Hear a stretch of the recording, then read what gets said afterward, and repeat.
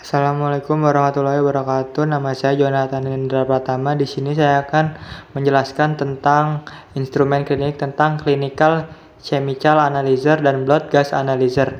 Baiklah, langsung saja kita mulai. Baik, yang pertama ada pengertian dari clinical chemical analyzer. Alat di laboratorium klinik kimia yang dipergunakan untuk menganalisis unsur kimia yang ada dalam sampel tertentu. Sampel yang digunakan dapat berupa darah, plasma, atau serum, urin, dan cairan tubuh lainnya. Selanjutnya prinsip kerjanya. Prinsip kerjanya melibatkan pengukuran berbagai parameter kimia dan biokimia dalam spesimen klinis yang menggunakan teknologi otomatisasi yang canggih dengan sistem kontrol digital dan manajemen data untuk memproses sampel dalam jumlah besar secara efisien dan dapat diandalkan. Penggunaan clinical chemical analyzer. A. Sampel jangan sampai aglutinasi.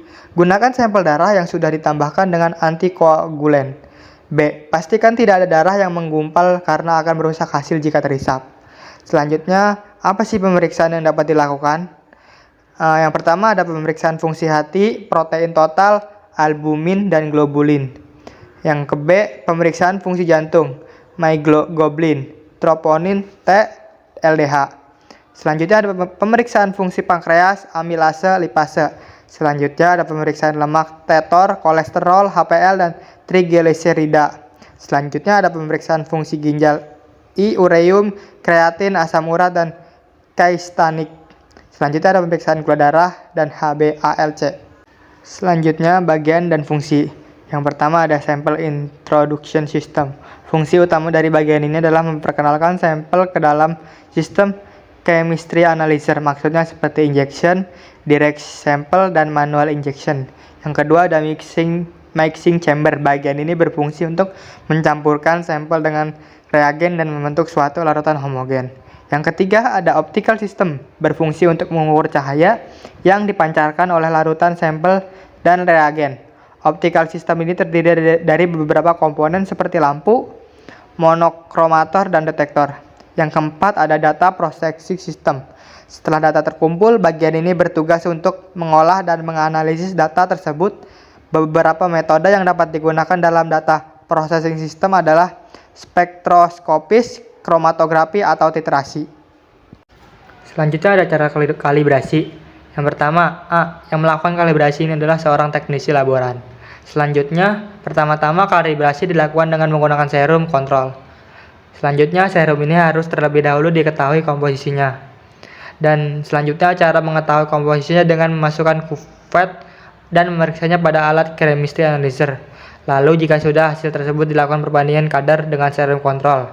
Selanjutnya, setelah dilihat, jika kadar masih termasuk dalam range, maka chemistry alat yang dipunya masih tergolong baik dan akurat untuk melakukan pemeriksaan. Kelebihan dan kekurangan pada alat ini. Yang pertama, kelebihannya dapat memeriksa sampel yang sejenis dengan jumlah banyak. Yang kedua, waktu pengerjaan yang relatif lebih cepat. Kekurangannya adalah harga yang mahal dan perlu keterampilan. Selanjutnya ada beberapa jenis alat hanya dikhususkan untuk sampel tertentu. Selanjutnya ada pengertian blood gas analyzer. Blood gas analyzer adalah perangkat medis yang dirancang untuk mengukur berbagai parameter dalam darah terkait dengan keseimbangan asam basa dan status oksigenasi. Ini termasuk pengukuran pH darah, konsentrasi oksigen, dan karbon dioksida. Alat ini sering digunakan di lingkungan perawatan intensif untuk memantau status respirasi dan metabolisme pasien secara langsung.